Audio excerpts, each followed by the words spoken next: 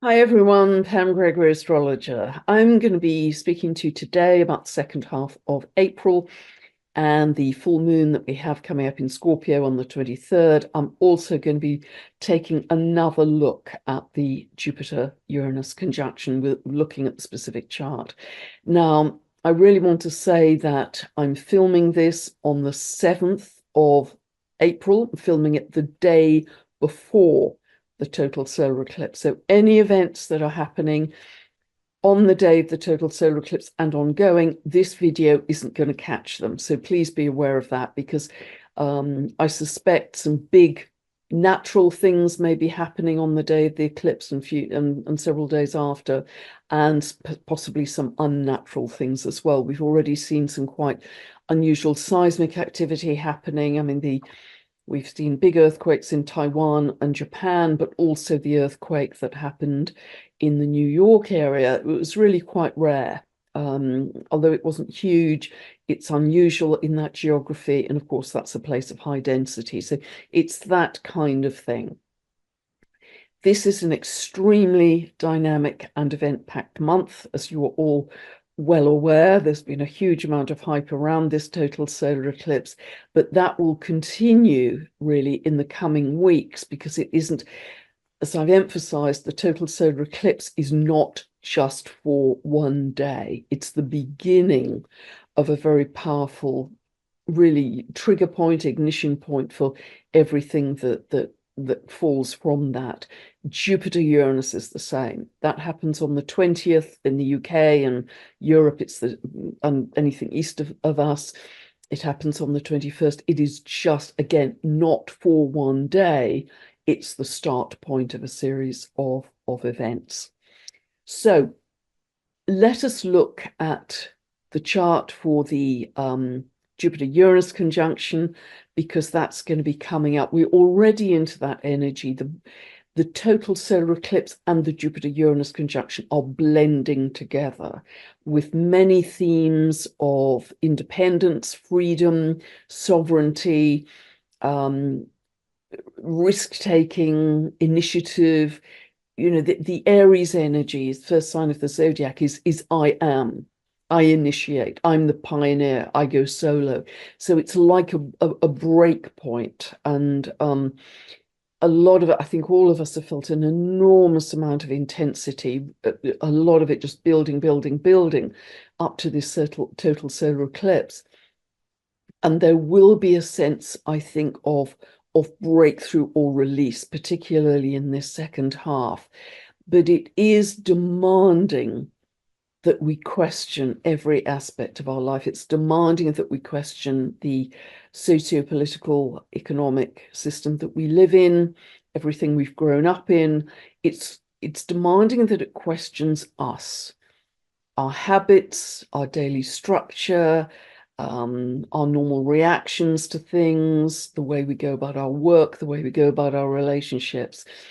And it is very likely that there will be shocks, surprises, revelations. I've certainly had them in the last week, for all of us, that will make us change, because we are shedding the old skin, if you like. That's really strongly enforced in the second half of April. We are shedding our old skin to do a quantum jump in our evolution. This evolution for us is not gradual, it's not linear, it's not smooth, it's going in quantum jumps. And all of us, to a large extent, are being fast-tracked in our evolution, some more than others. An analogy I've often used is, when we were at the airport, you could have chosen fast track to get on the plane, or just normal slower track. Nevertheless, we're all going to get on the same plane. It's just whatever you've chosen. We're all heading for unity consciousness. We are all ultimately one consciousness as humanity. But some of us have chosen a faster route, and we've self-selected that by our frequency. And we may be feeling bigger jumps than the average, because we've turned up the volume, we've turned up the speed. So be aware that this is an incredibly positive and productive period, even though it could feel very disruptive, very lumpy, very seismic in many, many senses as we go through it. But nevertheless, it's all part of the evolutionary process. Okay, so let me start by taking a look. Let's all take a look at the Jupiter-Uranus chart. Now, I want to say that I'm going to put the link for the longer Jupiter-Uranus video that I posted a month or so ago. I'm going to put this below this video. It's very important that you watch that because I'm setting out some very, very big themes for this conjunction. This conjunction happens every 13 to 14 years. It's an important one because it's being reinforced by many other astrological factors and cosmological factors indeed. So it's very important that you watch that. This video will not cover all of that. I'm just looking more specifically at the chart itself. So, although Jupiter-Uranus conjunction happens on the 20th of April in the US, by the time you get to the UK, it's going to be early morning on the 21st, and Europe and anywhere east of us, it's going to be happening also on the 21st. So it's going to be happening. This conjunction lasts for about an hour. It's not like the moon, where the moon is moving on very fast. This conjunction lasts for about an hour, kind of 1:30 to 2:30 universal time, clock time, because the UK is on British summer time. It will be 2:30 to 3:30 in the UK. So if you don't live in the UK, ignore the houses, ignore the clock face. We're just going to be looking at where the planets fall and their aspects to each other. Now, firstly, I mentioned in my previous update that Mercury is going to be making 3 conjunctions to Chiron. It's retrograde at the moment, Mercury. It's retrograde until the 25th of the month, and then it starts to move forwards, and it will finally, for the 3rd time, conjunct Chiron on the 6th of May. But this is a whole process of us becoming mentally aware of any wounding, any illness. That could be individual, it could be a whole collective woundedness that we've been living through and haven't been fully cognizant, Mercury, of it until now. And we're becoming much more cognizant of it. And we will be vocal about it. Mercury in Aries will be vocal. It will speak out. And again, this is linked, just like the total solar eclipse in Aries, the North Node in Aries. This is to do with the I amness, where our power lies, our sense of inner authority, our sense of sovereignty, where that has been dimmed down or squashed into a kind of victim consciousness. The 2 keywords for Aries are I am. You know, this very strong sign associated with sovereignty. The other thing about this repeated conjunction between Mercury and Eris is that Eris is actually the maverick as well. That's an aspect, as well as being the wounded healer. It's linked to being the maverick, because Chiron orbits between Saturn and Uranus in the heavens. It goes beyond Saturn. So Saturn is the conventional, the status quo, traditional, the way we've always done things. Chiron is going beyond that. So, we're not going to do it that way anymore. We're going to feel into our maverick. We're going to feel into our individuality, our unique essence or authenticity. And of course, all of those themes are reinforced because Chiron is conjunct Eris, which has many of those same themes of the warrior goddess of chaos and discord to achieve truth, to achieve justice, everyone needing to be heard, nobody excluded. And of course, Uranus has very similar themes as well, of the rebel, the individualist, the maverick, the one who doesn't obey the rules. So Chiron, Eris, and Uranus all are highlighted at this time and sharing the same themes. We've got the South Node in Libra, where we have been perhaps a little bit people-pleasing. We may have been compliant in our individual relationships or in the collective. This is time for a big shift. I mean, look at this just lineup of planets in Aries. It's extraordinary, this stellium of planets in Aries with a similar message. And Venus conjunct Chiron here is saying we're going to heal with love, which is exactly what we're doing. We're going to heal with love individually and collectively. So this is really a step change, as I've been saying, in our evolution. It's a jump. And see where 2149 degrees of Taurus falls in your chart, which house area. So it's very important to see where that sudden change will happen. Both of these are sky gods, both Jupiter and Uranus. They're both to do with freedom. There's this tremendous sense of breakthrough, liberation, freedom, revolution. It's a need to feel alive. It's a need to break up old stale patterns, break up the routine, do something different from this point on. Do it, even if you have a daily structure, try and do that structure in a different order, or go to a different place, or something. I mean, Nancy Rebecca was talking about this, even drive a different way home or a different way to work. Do it differently, rather than just staying in those stale or old routine patterns, particularly if you have a lot of fixity in your chart. Particularly if you have planets or angles between about 19 and 23 degrees of fixed signs that are Taurus, Leo, Scorpio, and Aquarius, you may be feeling this even more strongly.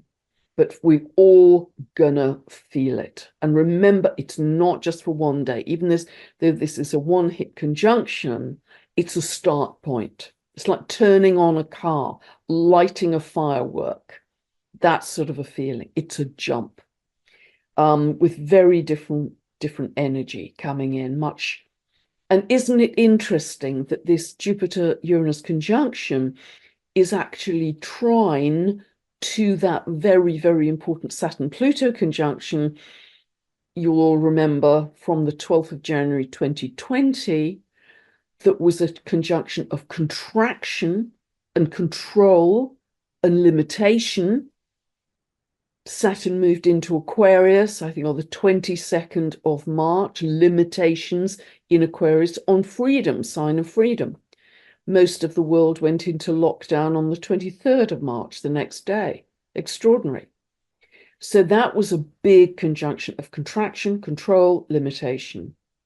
Here, because Jupiter-Uranus is trine that place, which would be over here, somewhere, trine it, then there is a sense of breaking beyond that, breaking free, breaking beyond it, because there's such a surge from the collective of we're going to do it differently. We want to be free. We want to be sovereign. We want to be autonomous. We want to be pioneers in our own life. We want to start running our lives from the inside out and choosing our reality. There is such a strong sense of that in this chart. Tremendous.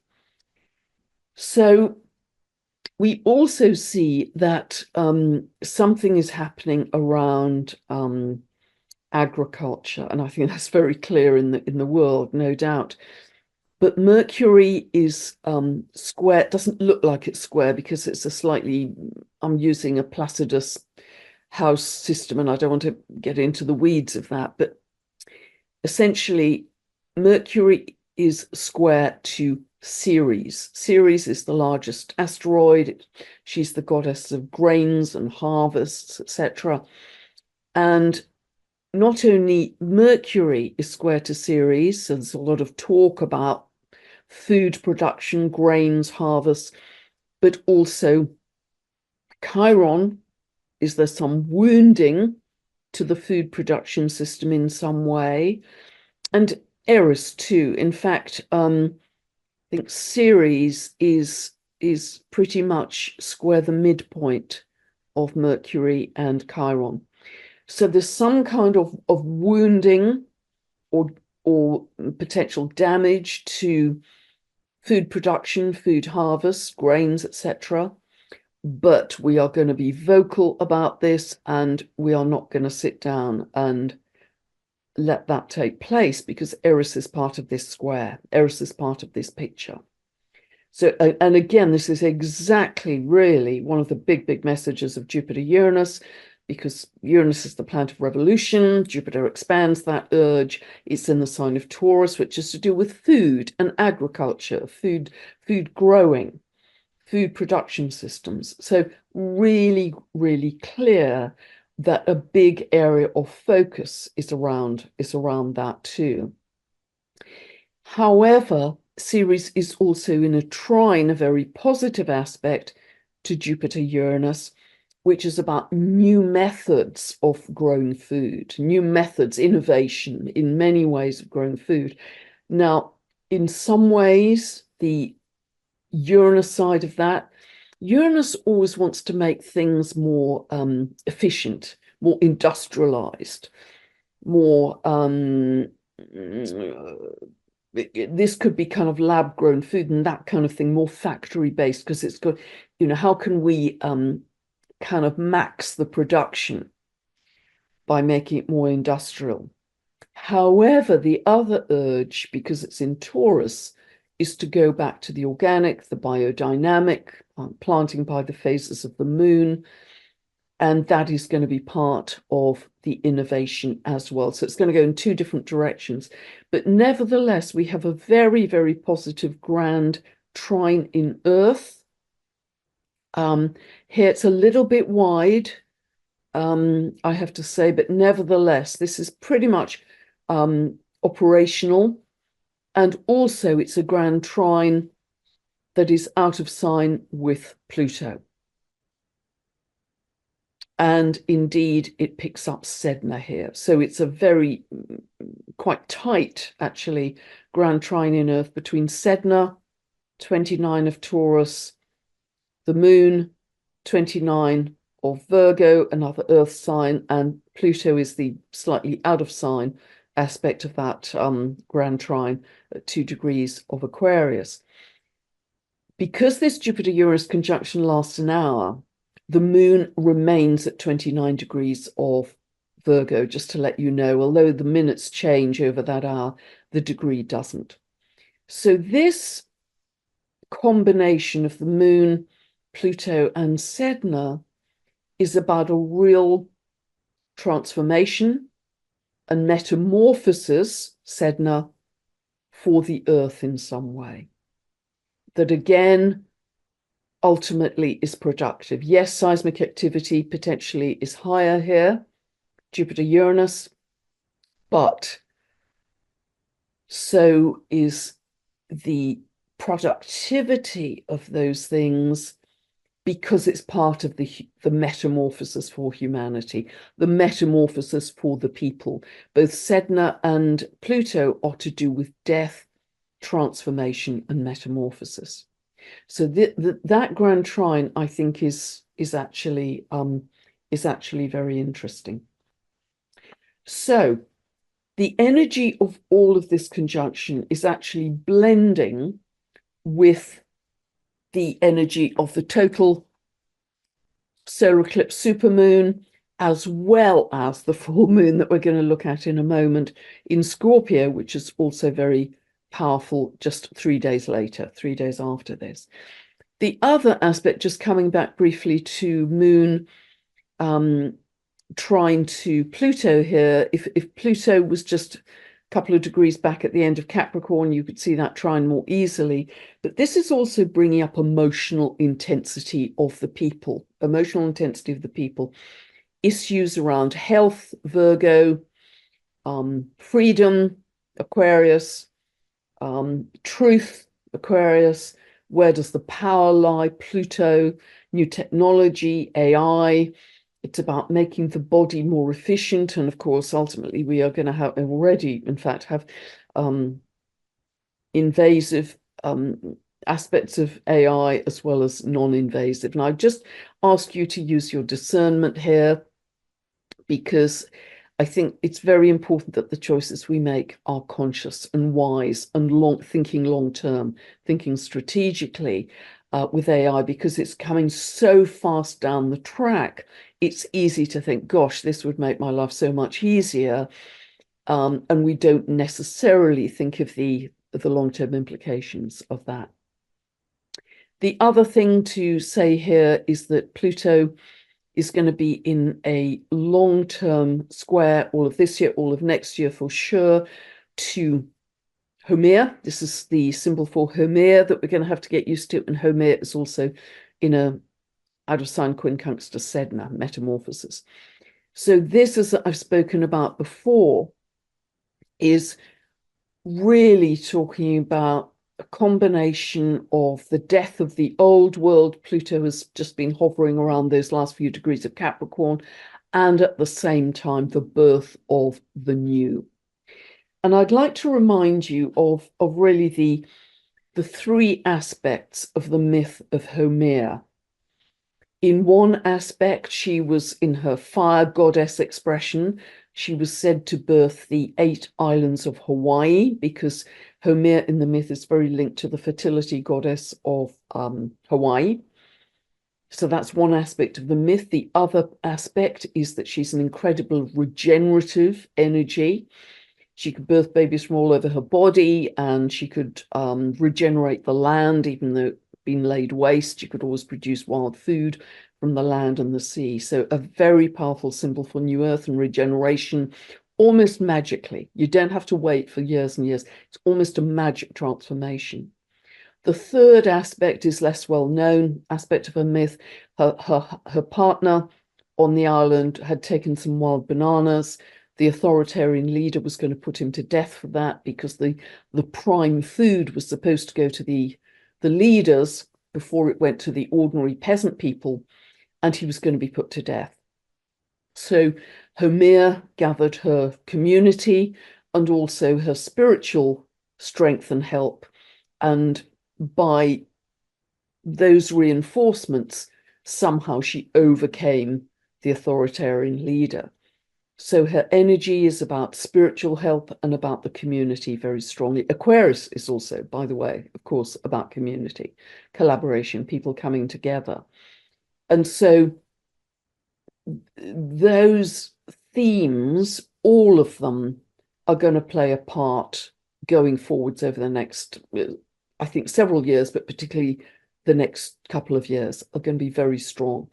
As the old world dies, collapses, crumbles, the new earth is already being born. So I'd really like you to think about that. Another thing just to pick up on this chart is the sun is tightly square to Pluto here, 1 of Taurus square to 2 of Aquarius, both fixed signs. And this is shining a light, and the full moon in Scorpio, as you'll see in a moment, does that too. So shining a light on issues of power, secrets, control, how we feel about that. Now this sovereign surge is moving forwards in a bigger way. Our greater sense of inner authority is being birthed. How do we feel about that? It's also about secrets coming to light. That's bigger at the full moon in Scorpio. And just one final thing. Jupiter-Uranus, as I say, has a 13 to 14-year cycle. So the last time that this happened, it was exact on 28th of May 2010, 26th of December 2010, and 2nd of January 2011. But broadly, they were conjunct from May 2010 until January 2011. Now that was in a different house area. That conjunction was between kind of 26 and 28 of Pisces at that time. Go back in your life, see which house area that falls in for you. Go back in your life to 2010, 2011, what was happening? What liberation, what freedom, what release, what breakthrough? This is called the thank the Lord aspect. I think by Eberton, actually, in his midpoint study, it's like a release from something which has been onerous or heavy.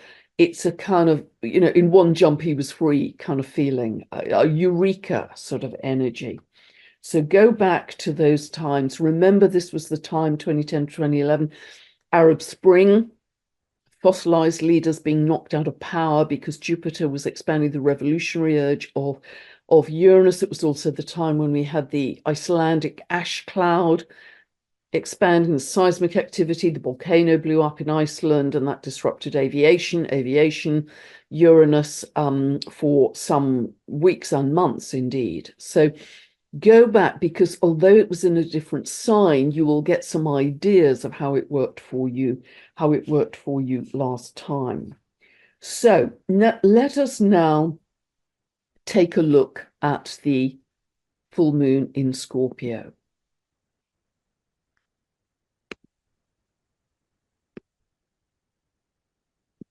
Because this comes up just 3 days later. Yes, here we go. Full moon in Scorpio. So again, I set this for the UK. Ignore the houses, ignore the clock phase.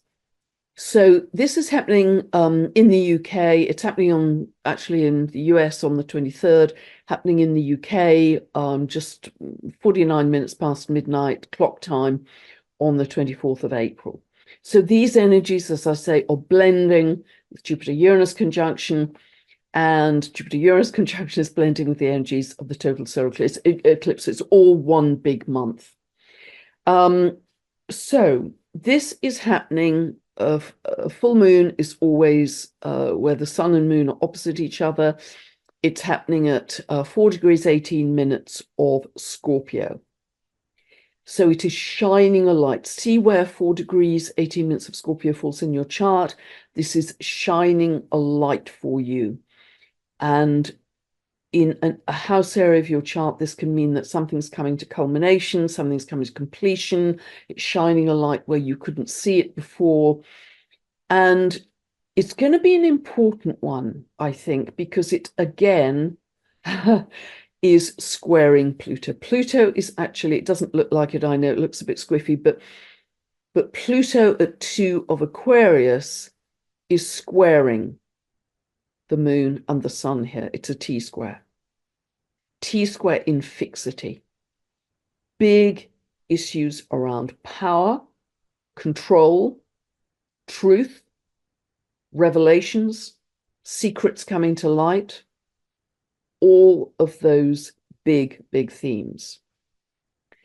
So I think this is going to be an absolutely fascinating time about where power lies, how we feel power lies, and it's going to be very highlighted right through April.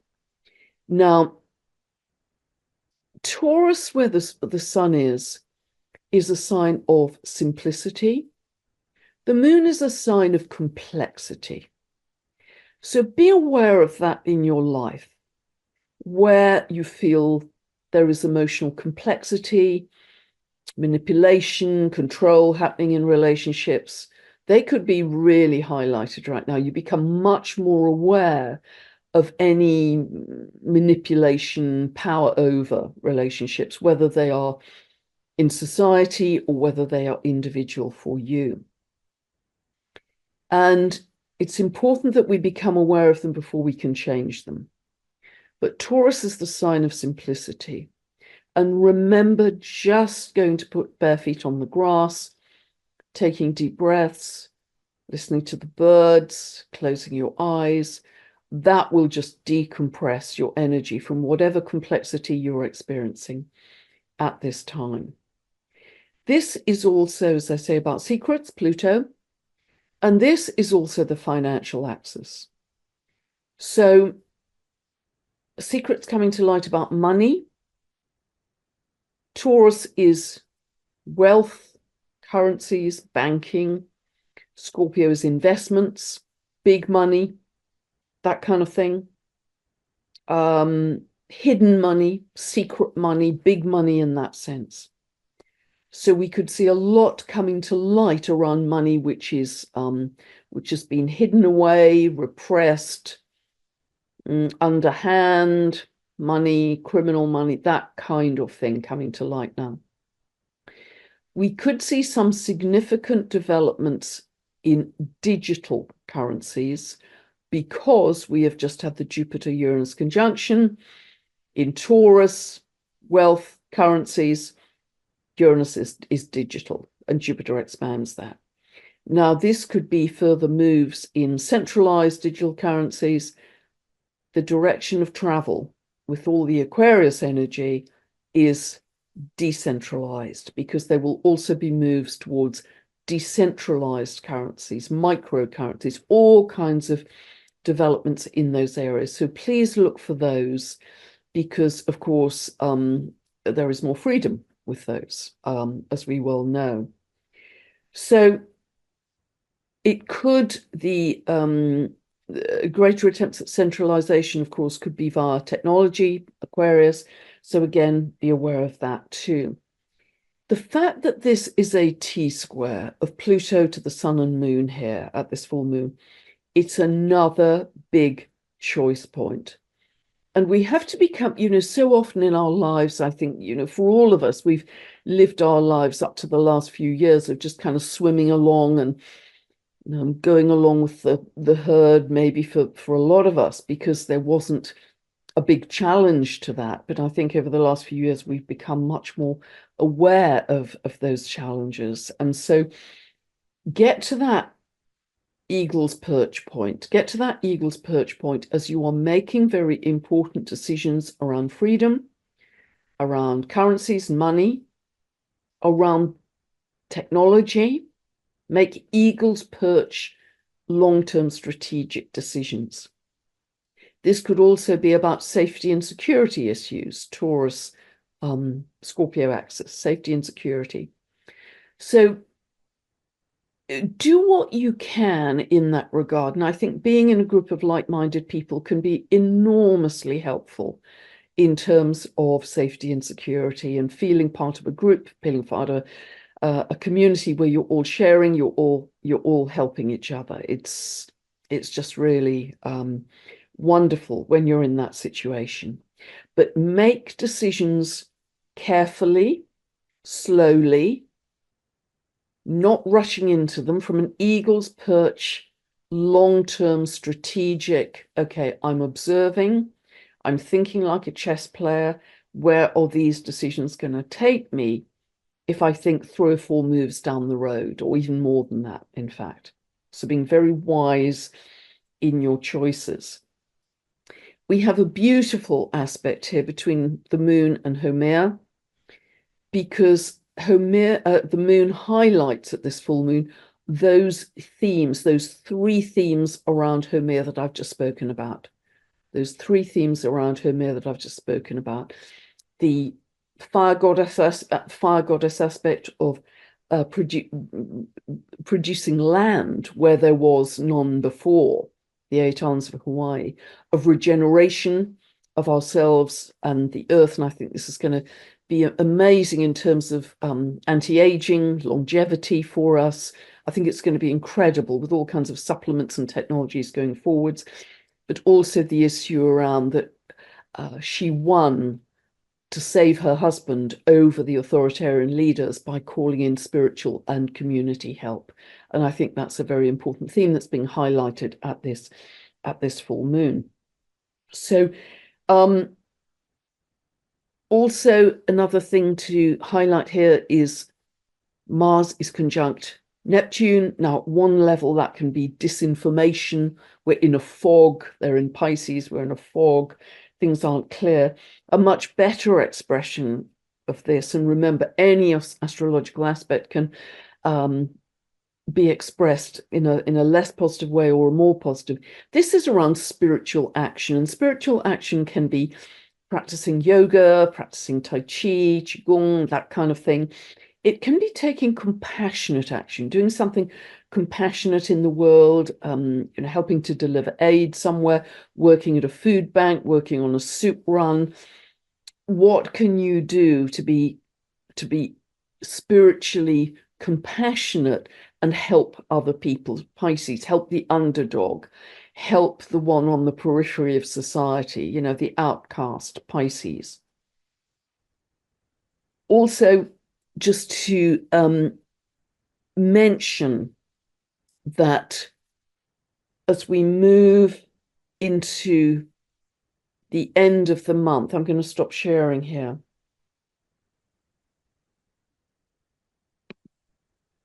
That Pluto is barely moving in this second half of April. It's barely moving. It's drilling down on 2 degrees of Aquarius. So if you have any planets between about 0 and 4 of the fixed signs, Taurus, Scorpio,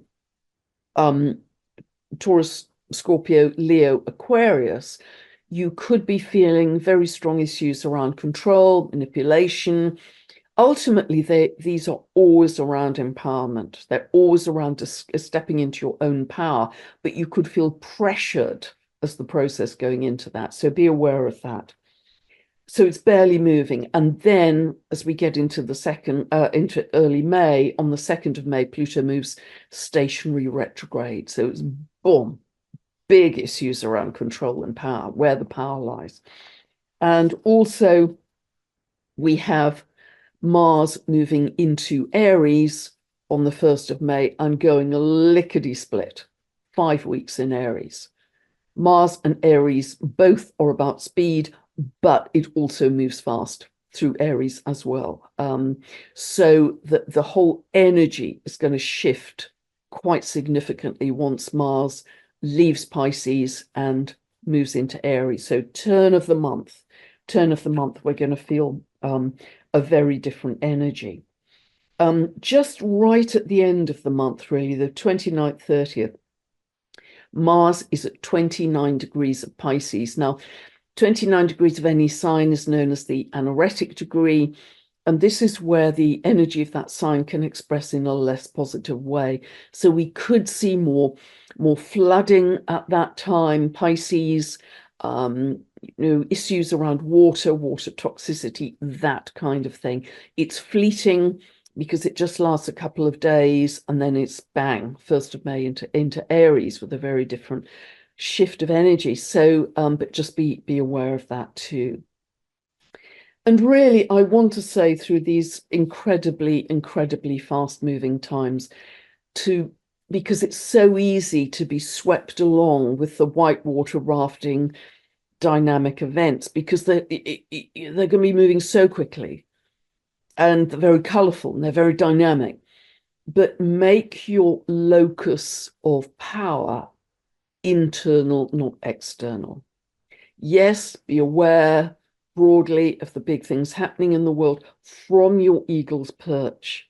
You're not actually helping if you're negatively engaged in the horror of what's happening in the world. Because if you go into all that fear and horror, and how can you're not helping the people on the ground. We're much more helpful if we're trying to create a better world. I mean, yes, if we can be of practical assistance delivering aid, fantastic, but it's very hard to do.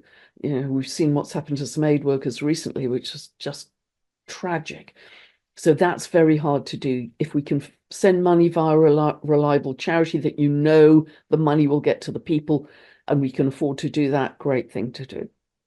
However, one of the best and easiest, most efficient things for us to do is to create a way better world where this kind of war and horror and disease and death is absolutely unthinkable. That's where we've got to get to. That's why I'm on this earth doing this work right now. I could not feel more strongly about that. We can do this. We absolutely are doing this. So I feel pretty warrior about this. We need to get to the stage, and we are really making progress with this. Even whatever happens on the nightly news, underneath the whole undercurrent is one of an army of love, a revolution of love coming together. And many of you absolutely know that and you can feel it. But make your locus of power, your orientation of power internal, not external. Don't be swept along. You know, the great value of astrology, and the reason I go through these updates to explain things, is because we can see, yep, this is meant to happen. Yep, this is meant to happen. The astrology is demonstrating that these things are meant to be happening. In fact, astrologers, as I said in a recent video, would be very surprised if they weren't happening right now. This collapse, this smashing out of the old kitchen cupboards is meant to be happening. It's messy, it's noisy, it's not comfortable, it's not easy for many people, but it has to happen, that breakdown of the old. We don't have to live at that level, as I so often say. So make your internal center of power, your radio dial, your focus of power. So everything begins from here. You can do that just by the breath, as I've said many times. Come back to the breath. Several times a day, shut your eyes, drop into the breath, watch the breath. Just watch the breath. Imagine that you're breathing in and out of your heart. Or go deeper. Do the baby belly breath. Just like babies do. Watch how a baby breathes. Let the breath breathe you. So you drop the breath into the belly. You watch it so it gradually becomes slower, deeper. The exhale becomes slightly longer than the inhale. You are changing your physiology in moments. Make that a regular habit as often as you can through the day. And even if you can't close your eyes, say you're in a business meeting, you can't close your eyes, you can still shift your focus internally to your breath. For free, every single person in the world can do that. You don't need to go on a course, you don't need to read a book, you don't need to study anything. You just drop into your breath. Really encourage you to do that. So make your state of being your absolutely top priority. What's your state of being? Is it calm? Is it loving? Is it peaceful? Is it joyful? Is it compassionate? Is it grateful? What's your state of being? Fear is the old pattern. Reactivity and fear is the old pattern. And we have to catch ourselves to say, do you know what? I'm not going to do that. I've done that to death for a lifetime. I'm not going to do that anymore. I'm becoming a new human. I'm becoming, in fact, a galactic human, or remembering my galactic citizenry. I'm not going to make fear my pattern. I'm going to make love my pattern. And I'm not talking about a romantic, pink, fluffy love, as you know. I'm talking about love as a state of being, that we live from the heart. We live from love. I'm going to keep on saying this. I get very boring and repetitive, but I'm going to keep on saying this. That when something dramatic happens, we catch ourselves. Say, done it to death. Not going to do it. Going to change the pattern. This is part of Jupiter-Uranus conjunction. Change the pattern. Change the habitual reaction. And I'm doing the same too. Believe me, I'm in this with you. And it may seem in the times we're moving into now that I've often used the analogy of the actors in the theatre. Now the actors are actually bringing down the scenery. There was a time when they were just trying to kind of shout louder to keep the play going, so we didn't notice the theatre scenery was collapsing. Now they're actively collapsing it. So it's getting a bit wild out there. Just know that's going to happen. Know that's part of the unfoldment. That's part of what astrology is expecting as well. And just remind you again of an analogy I've mentioned several times, but it's such a helpful one, that when I was learning that very basic martial arts course when I was 26, and I was going off to do some real months of travel on my own, and I was doing that martial arts course, and we had to split a builder's plank with our hand. And if you just focused on the plank, you really hurt your hand. And the teacher taught us that the trick was to focus 6 inches below the plank, where you want to get to. You focus on where you want to get to, not the obstacle, not the plank. And even when I was 26, that kind of really registered with me as being a very important life lesson. Very important. A long time ago, but it stuck with me. So our strength didn't suddenly change in that moment because I broke 3 in a row. It's the focus. Your focus is your superpower. What are you focused on? What are you locking onto? Lock onto love as your focal point. Lock onto love as your docking station. A lot is going to happen this year. At the end of this year, we are going to be standing in a very different place to now. Make sure that place is more loving, more peaceful, more compassionate, more connected with each other through our hands and through our hearts. We're connecting with each other through our hearts across the globe. And we are creating an army and a revolution of love. God bless you. I'm proud. I feel quite emotional now. I'm proud to be with you on this journey of many lifetimes. God bless. I hope that helped you. There was a lot in that video today. I'll put the link for the original Jupiter-Uranus video below with all the big themes in it. And have a wonderful full moon in Scorpio on the 23rd, 24th, depending on where you are in the world. It's a big month. God bless. Bye for now.